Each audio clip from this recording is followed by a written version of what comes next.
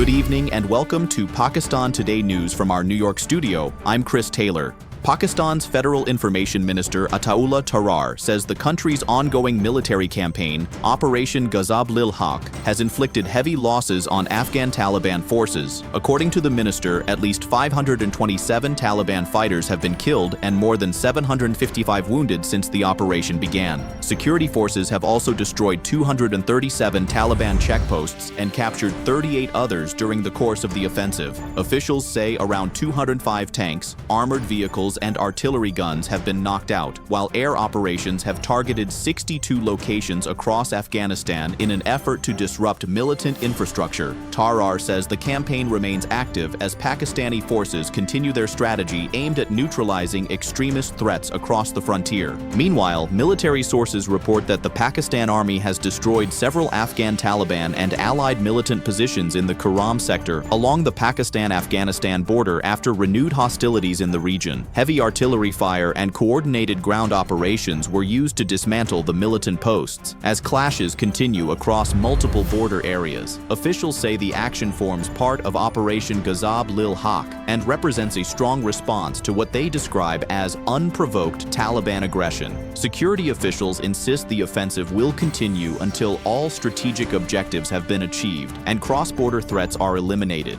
For more on the situation and the latest developments, we go to our correspondent Sarah William in Islamabad. Military and government officials here in Islamabad say Operation Ghazab-ul-Haq is entering a decisive phase as security forces intensify pressure on militant positions along the border.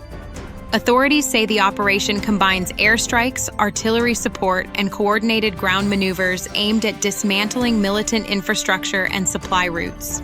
Officials maintain that the campaign is focused on preventing cross-border attacks and restoring stability to sensitive frontier regions. While the government has not given a timeline for the operation, military sources insist that forces will continue their push until all strategic targets are secured.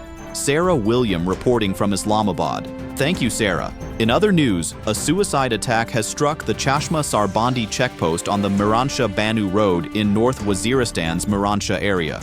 Officials say at least 14 civilians were injured in the blast, with 4 of them reported to be in critical condition. Authorities say no fatalities have been confirmed so far. Emergency services rushed the wounded to nearby hospitals where medical teams are continuing treatment. Khyber Pakhtunkhwa Chief Minister Mohammad Sohail Afridi has condemned the attack and ordered police to submit a detailed report, while also directing health authorities to ensure top-notch medical care for the victims. Investigations into the incident are ongoing. The government has also announced a sharp increase in fuel prices, raising the cost of petrol and high-speed diesel by 55 rupees per liter.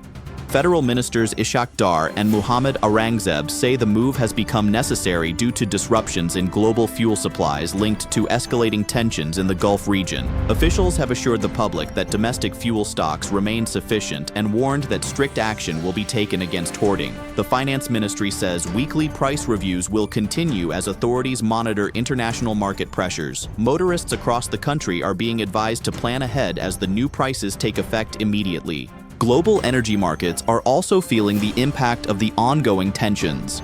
In the United States, crude oil prices have surged sharply, with West Texas Intermediate jumping more than 10% as buyers scrambled for supply amid tightening Middle East output.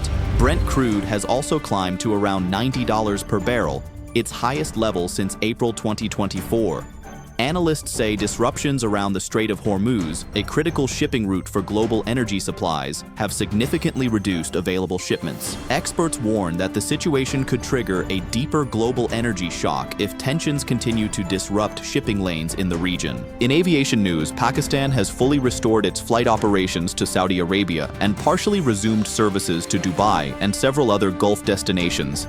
State-run media say the move comes after widespread travel disruptions caused by escalating tensions in the Middle East, which had forced several countries to close their airspace. Hundreds of flights were canceled in recent days, leaving many passengers stranded. Pakistani authorities set up special facilitation desks in Gulf cities to assist affected travelers. Officials say the disruptions caused significant revenue losses to Pakistan's aviation sector, but the gradual resumption of flights is expected to ease travel difficulties for passengers. And finally, in sports, Pakistan's men's hockey team has secured qualification for the FIH Hockey World Cup 2026 after a dramatic 4-3 victory over Japan in the qualifier semifinal in Egypt.